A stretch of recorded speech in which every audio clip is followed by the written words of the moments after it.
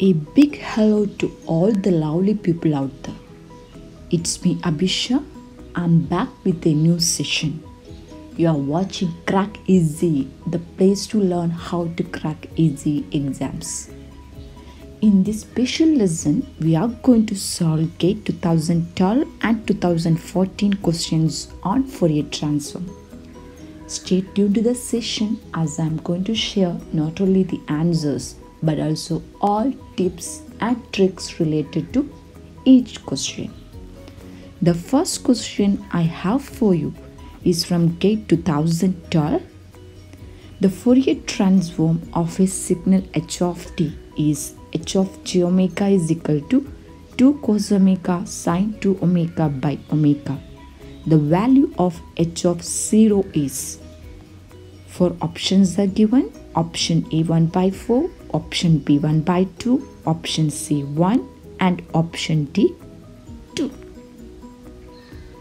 Let us first understand this question. Here we have a continuous time signal h of t.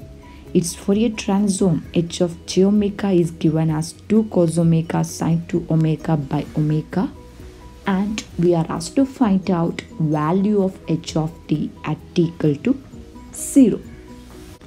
H of j omega is given as 2 omega sine 2 omega by omega.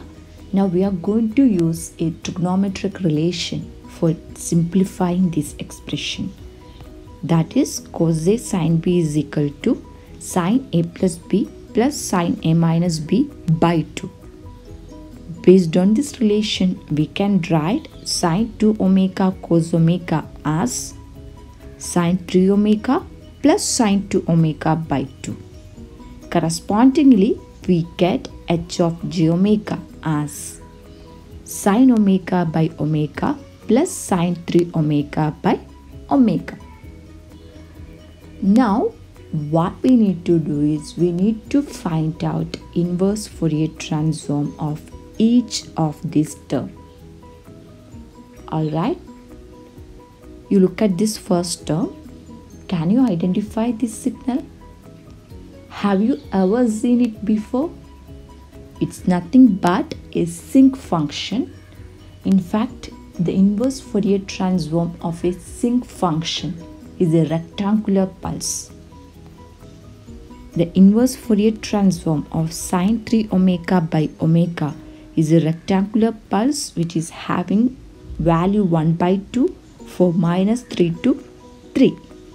On the other hand, the inverse Fourier transform of sin omega by omega is a rectangular pulse which is having value 1 by 2 for minus 1 to 1. Let us denote this as h1 of t, this as h2 of t. So we expressed h of j omega as sin omega by omega plus sin 3 omega by omega. The inverse Fourier transform of this term is obtained as h1 of t and this term as h2 of t.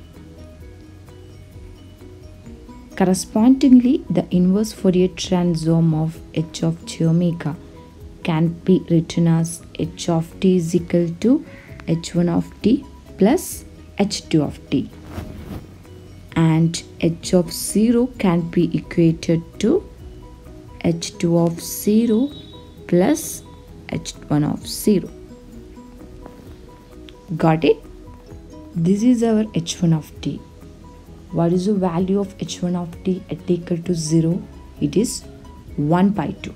And this is our h2 of t. Here also value of h2 of t at t equal to 0 is 1 by 2. By substituting these values, we get h of 0 as 1 by 2 plus 1 by 2, that is equal to 1. Thus, our answer is option C. That's all I want to say about this problem. Let us move ahead and see next question. It's from GATE 2014.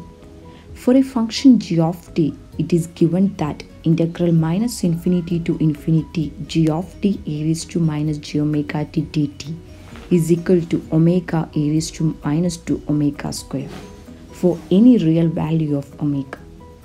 If integral minus infinity to t g of tau d tau is equal to y of t, then integral minus infinity to infinity y of t dt is.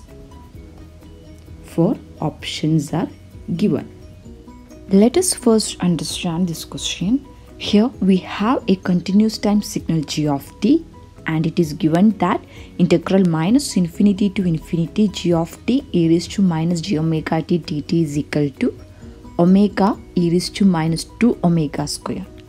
We are asked to find out the value of integral minus infinity to infinity y of t dt, where y of t is defined as integral minus infinity to t g of tau d2. Alright. As you know, in the question it is given that integral minus infinity to infinity g of t e raised to minus j omega t dt is equal to omega e raised to minus 2 omega square. Let us label this as equation number 1, and y of t is defined as integral minus infinity to t g of tau d tau. It is labeled as equation number 2. Suppose we have a continuous time signal f of t and f of j omega represents its Fourier transform. Then f of j omega can be mathematically expressed in terms of f of t as f of j omega is equal to integral minus infinity to infinity f of t e raised to minus j omega t dt. Based on this, we can write the Fourier transform g of j omega of a continuous time signal g of t as g of j omega is equal to integral minus infinity to infinity g of t e raised to minus j omega t dt. Now you look at equation number 1. Here it is given that integral minus infinity to infinity g of t e raised to minus j omega t dt is equal to omega e raised to minus 2 omega square. Correspondingly, we can write g of j omega is equal to omega e raised to minus 2 omega square. Got it? In equation number 2, y of t is defined as integral minus infinity to t g of tau d tau. Okay. Now we are going to find out convolution of two continuous time signals g of t and u of t. What is u of t? Have you ever seen this signal before? It's nothing but unit step signal, which is defined as 1 for the time interval 0 to infinity, and it is 0 for t less than 0. In fact, g of t convolution u of t can be mathematically expressed as integral minus infinity to infinity g of tau u of t minus tau d tau. As I said to you earlier, this is our u of t, which is having a constant amplitude 1 for the time interval 0 to t. Hence, we can plot u of tau as a signal like this. Now, we are going to flip the signal u of tau along y-axis and get a signal like this, u of minus tau. It is having a value 1 for the time interval minus infinity to 0. Finally, we are going to introduce a time shift t to u of minus tau and get a signal like this, u of t minus tau. It has a constant amplitude 1 for the time interval minus infinity to t. Now you look at the mathematical expression of g of t convolution u of t. Here we have u of t minus tau.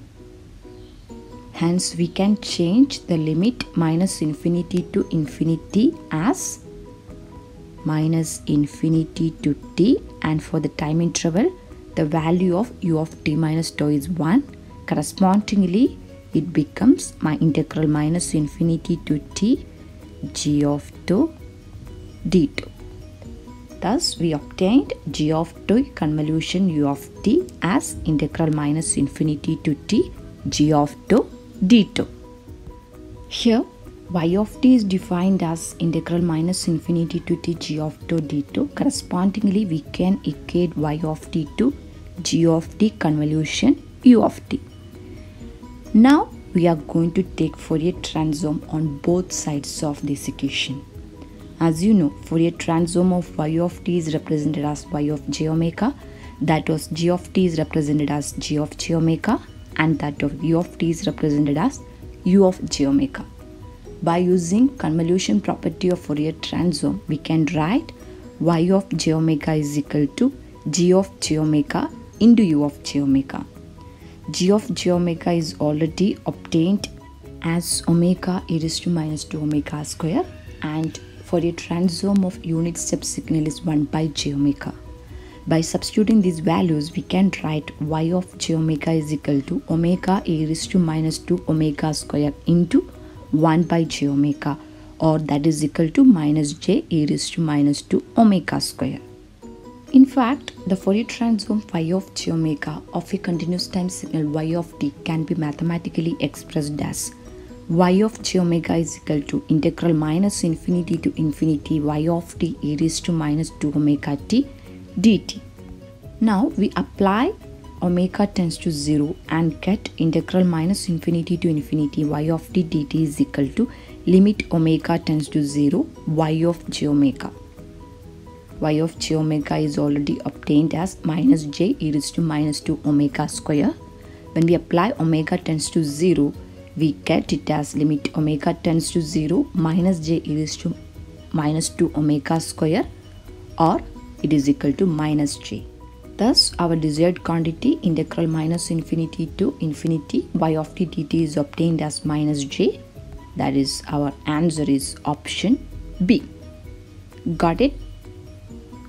Moving on to next question. It's from K 2014. A Fourier transform pair is given by 2 by 3 whole raised to n u of n plus 3 and a e raised to j 6 pi f by 1 minus 2 by 3 e raised to minus j 2 pi f, where u of n denotes the unit step sequence. The value of a is dash. Let us define x of n as 2 by 3 whole raised to n u of n. As you know, a raised to n u of n is a standard signal, and its Fourier transform is 1 by 1 minus a e raised to minus j 2 pi f. So we can write the Fourier transform of x of n, x of j 2 pi f is equal to 1 by 1 minus 2 by 3 e raised to minus j 2 pi f. Alright, now have a look at time shifting property of discrete time Fourier transform. According to this property, if x of n and x of j 2 pi f are Fourier transform pairs, then x of n minus n0 and e raised to minus j 2 pi f n0 into x of j 2 pi f are also Fourier transform pairs. By using this property, we can write the Fourier transform of 2 by 3 whole raised to n plus 3 u of n plus 3 as e raised to minus j 2 pi f into minus 3 into 1 by 1 minus 2 by 3 e raised to minus j by 2 pi f. Alright, now we are going to rearrange this term and write it as 2 by 3 whole raised to 3 into 2 by 3 whole raised to n u of n plus 3, and its Fourier transform is e raised to j 6 pi f by 1 minus 2 by 3 e raised to minus j 2 pi f. Next, we are going to take this term to right side and get Fourier transform of 2 by 3 whole raised to n u of n plus 3 as 3 by 2 whole raised to 3 e raised to j 6 pi f by 1 minus 2 by 3 e raised to minus j 2 pi f. Now have a look at the question. Here it is given that Fourier transform of 2 by 3 whole raised to n u of n plus 3 is a e raised to j 6 pi f by 1 minus 2 by 3 e raised to minus j2 pi f. Comparing these two, we get value of a as 3 by 2 whole raised to 3, that is 3.375. Got it? Alright. So with this, I'm going to wind up this session. Hope you all enjoyed it. Thanks for watching. Thank you.